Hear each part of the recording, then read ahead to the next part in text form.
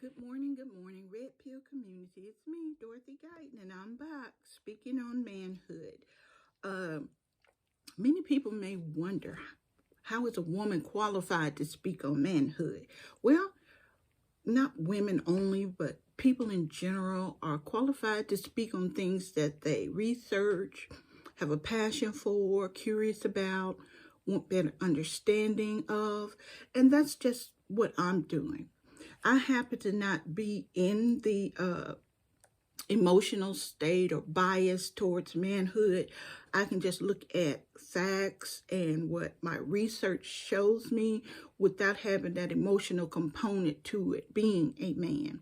So when I saw the red pill community and what their issues were, hey, I was like, that's something that a woman should be aware of and understand. So I delved into looking at manhood and what does it mean. And I came to find out that manhood has been interrupted several times throughout history, and man was able to adapt and refocus their energies to back to what was important to them, what men were interested in, men's rights and what concerned them. So I did write a book, Manhood Interrupted, an answer for the red pill man, because the red pill man was being very vocal at this point in inflection in history. So I wanted to look at that. And when I looked at the foundation of what I wanted my book to be about, what was manhood, Hertzfeld had done a study where he looked in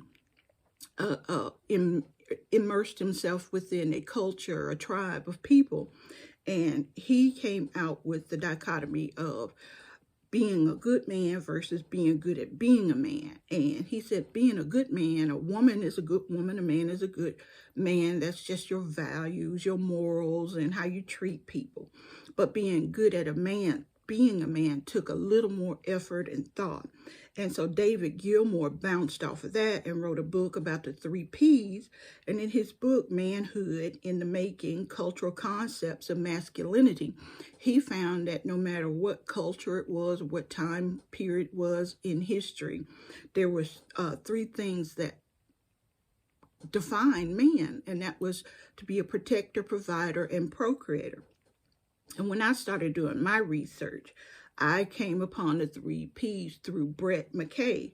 He did many lectures, seminars, and teachings on the 3 Ps, and he was the one that I found. And he really didn't give too much credit back to Hertzfeld or even David Gilmour's book, but I would like to credit them as being the originators of the 3 Ps and where that came from: provider, procreator, and protector. But Brett McKay said,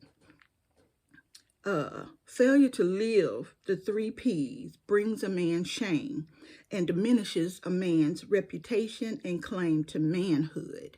So McKay really felt that being a provider, protector, and procreator were paramount to living in manhood.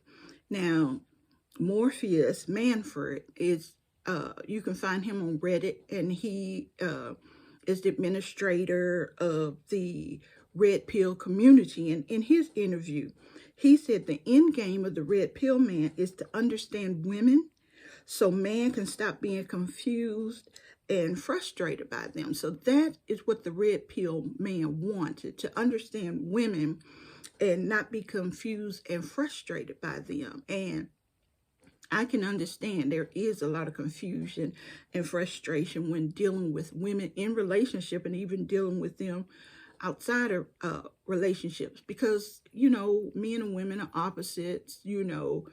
He's on this side, she's on this side, and no matter what you have to do, you have to find a way to meet in the middle. And that's, to meet in the middle, sometimes you have to understand who you are, what you stand for, what your worldview is, and you have to be healthy and mature and situated to meet someone in the middle, right? And the same thing for that side. She needs to be healthy, know what womanhood means to her, what she stands for, what her end game is. Now, Buffon's law, I found, it says the female, not the male, determines all the conditions of the animal family. And where the female cannot derive benefit from that association with that particular male, she won't enter into such an association. She has to have a benefit to be with a man. So we see Buford's Law is in play here, where it says the woman calls the shots. And a lot of the red pill men say, yeah, she has been making the rules and establishing policy and making a mess of things and don't even allow men to complain. So we have that there. But how do you work with this law that women determine the conditions for a family? And families make up a community, right?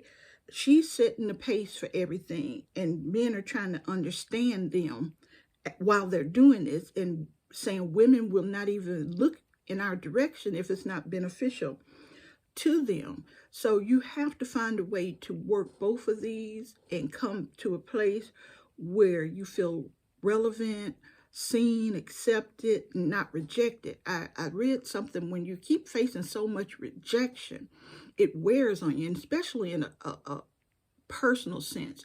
You know, you have a model, and the model's beautiful, gorgeous, one of 1,000. And she's going to be rejected, even though she still is beautiful. She will face rejection. Same thing in the entertainment world. They get more rejection than they do get yes. And that's just part of the business. And that's what I want to say. There's nothing new about the difficulty of relationships. Relationships have been difficult forever. Trying to pull together two different beings with different backgrounds, with different doctrine that their family instilled in them, and then you're going to try to come together and be one. Is very, very difficult. And I think people nowadays have forgotten that relationships take work. Even in a parent-child relationship, it has its struggles. There's a bit of work that goes in there, especially once the child becomes an adult, and you have to establish a whole new dynamic to the relationship. Relationships are tough. Rejection is a part of it. If you look in the animal kingdom, the female rejects many potential mates for the strongest alpha dominant one. So rejection is seen all the time. What is so hard right now, I believe, in relationship is the type of people that are entering relationships. 21st century people are consumers. We want everything. We want the biggest, the shiniest, the best, the newest of everything. We consume, consume, consume, consume. And that has spread into our relationship, personal relationships. We consume each other. You go to this one, it looks good, it's shiny, it's new, it's the best. Then you get tired of it and you go to the next, shiny, new, and best. And you go to the next, and social media has made us a consumer in relationships. We want the shiniest, the best, the newest, the trophy. No one else have anything better than me. My woman is better than your woman. My man is better than your man. When you get tired and he no longer or she no longer feel that role, you're on to the next. It's so easy, it's so simple. Online, a man could be talking to 100 women at one time. A woman can be entertaining 100 men at one time. And believe it or not, they are never enough. They don't meet the standards. And what we're finding with women, and in a materialistic vein, like I say, a consumer time, we were spoiled. We have the best. The electronics, our parents gave them to us. We feel entitled to having them. We feel entitled to having great relationship with the most beautiful person, with the perfect physique, and got income and knowledge and wealth, and it's really a bubble. It has really turned into a bubble. And I was just reading how filters are hurting people. Women put the filters on their images and they see themselves as flawless, perfect skin. Most of the time the filters make you brighter, and it gets rid of all the flaws, and you're looking great. And you start seeing that image of your own self being flawless and perfected with that filter. And then when you look in a regular mirror, you become dissatisfied with your own self. you're not good enough anymore. And now the filter person is the person you want to present and don't understand why no one wants that person that's filtered in that image that looks great and wonderful. Then they see the real you and disappointed. So we have a sense of entitlement down to the point that we're altering what we present, knowing that it's a false representation from the beginning. Makeup, I have makeup for flaws, makeup to get attraction. I don't like to go out without makeup on. And that's what we're getting. We're getting to these absolute falsehoods and consumerism. We want the best. We want it now. No, we don't want to put in the effort. We entitled. We should have it. We're raised that way. Everyone feels that way. And that is causing a lot of problems with forming relationships. A man approaches a woman and she sizes him up for all these outwardly things, and we're not even saying, I want to be in a relationship with a kind person, with a compassionate person, with a person that knows how to compromise, a person who knows how to solve problems. We don't hear any of that on social media.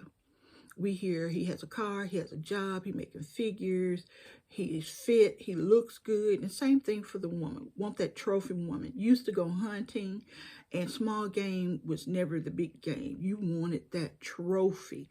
And now that that hunting instinct is gone, the hunt has gone to women. We want that trophy, the biggest, the best. We got it. The trophy gives status among peers. It lets them know I have the skills. That's why we're saying we're players. I know the game, how to stalk and pursue and conquer and capture. And once that thrill is gone and you've done it, usually all them butterflies and good feelings are gone too, and you don't know what's going on. It's the hunt, it's the chase, it's the conquer.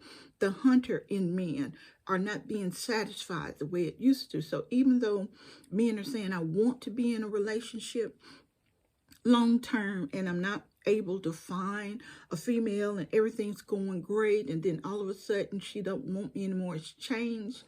A lot of that can be blamed on social media. It's what we have. It's just an open playground to keep pursuing the next, and everyone thinks they're entitled to the best of everything. And you got to figure that isn't even logical. And one man has said, you are 4 and you always after a 12. And nobody wants to look at themselves and say, hey, I'm a scale of 1 to 10, I'm a 2. And I'm a settle for a 2. You even look at 2s in a harsh way, in a bad way. So if you look at a 2 bad and you a 2, you don't have good feelings about yourself. And that's hard to face. And a lot of that is what we have to do. We have to get ourselves right before we present to the world. And that's why I backed up from just understanding women so you won't be frustrated by women. You have to be understanding about yourself and know who you are. So rejection is not as bad as it would be. So I said, let's back up and see what man is first and what is manhood second, to see what we are, who we are, what we created for, and how that is presented. And that's having a strong foundation. You won't be so shook by the time and the era we in. And I'm telling you, men and women have survived the dating game and the marriage game before. It is a matter of just finding your footing now to be able to survive what it brings now. And I'm going to speak about what it brings now. And like I said, it's the advancements in technology. Everything at the speed of sound. People have computers where they can get information from across the globe. And if it doesn't come in 3 seconds and takes 1 minute, they're about to throw their computer down. It's too slow. My Wi-Fi is too slow. And you couldn't even have access to that kind of information before at all. And now it's too slow for you. Games are realistic, look like real people. They're extra muscles, extra bosoms, tiny waists about that big, and they're just shaped. Even in our games, we are constantly pounded and pounded and pounded with beauty images with no concern of what's inside. So I am going to start still. I saw that my Why Do You Understand the 3 Ps of Manhood had no views. which I was shocked. So I guess everyone knows what the 3 Ps are, just aren't concerned, just really aren't concerned. But we bring up our children and we want to put in them confidence and competence and that they're special and unique. And I don't think we as adults believe it ourselves. We don't practice what we preach. We don't live into what we preach. And maybe that's the problem. And also the problem is we had a generation of babies raising babies, and they had no life experiences, no wisdom to impart into the next generation. And that plays into the women you are dating and the men you are dating. And also the rise of the single female parent household. And the question has always been, can a woman raise a man? And like I said, it doesn't take anything but biology, X and Y chromosome, and time to make a man. You will grow into a man, but you will not grow into manhood without instruction. It just doesn't happen. And if you say, well, you can't write a book on manhood because you don't know the dynamics of manhood as a woman, you only can know, like I said, facts, observation, but I don't know deep within my core what it means to be a man. And so people believe a woman cannot raise a man also into manhood.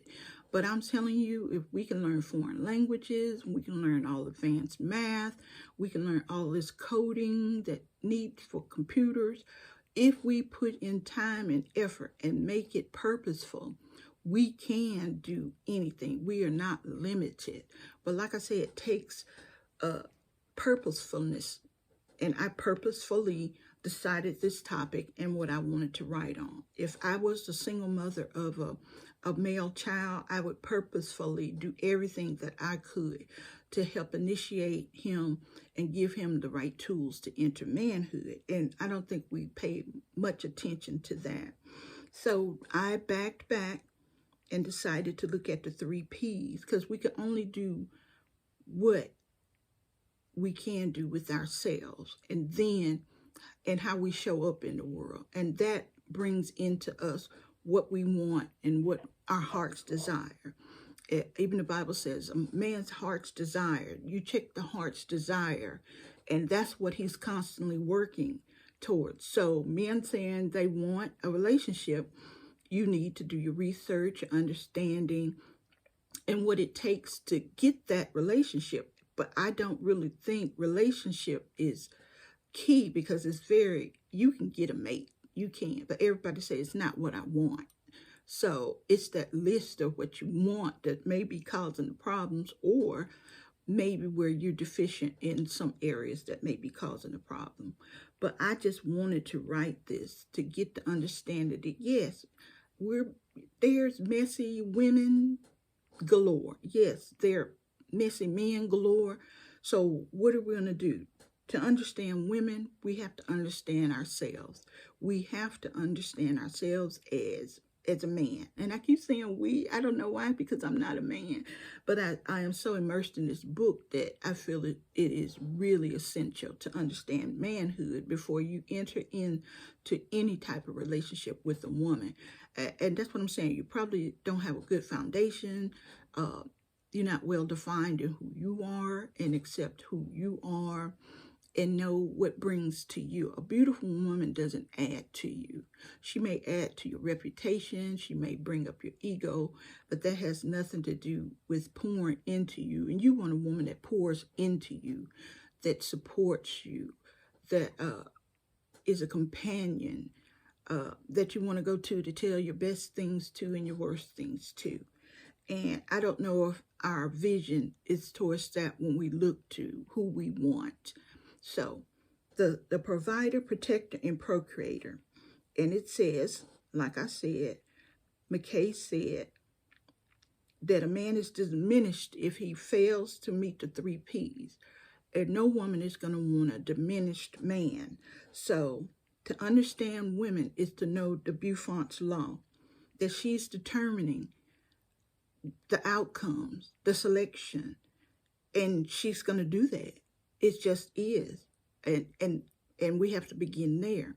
So Thank you for tuning in for this short moment, and I'm going to continue on. I only want to make short videos for a short amount of time, so it's not a lot to absorb.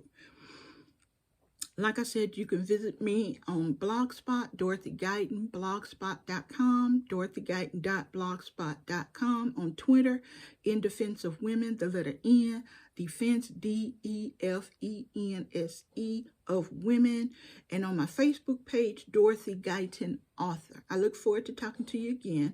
Remember, you're a beautifully and wonderfully created man with a divine purpose. God loves you, and I love you too. Thank you for tuning in.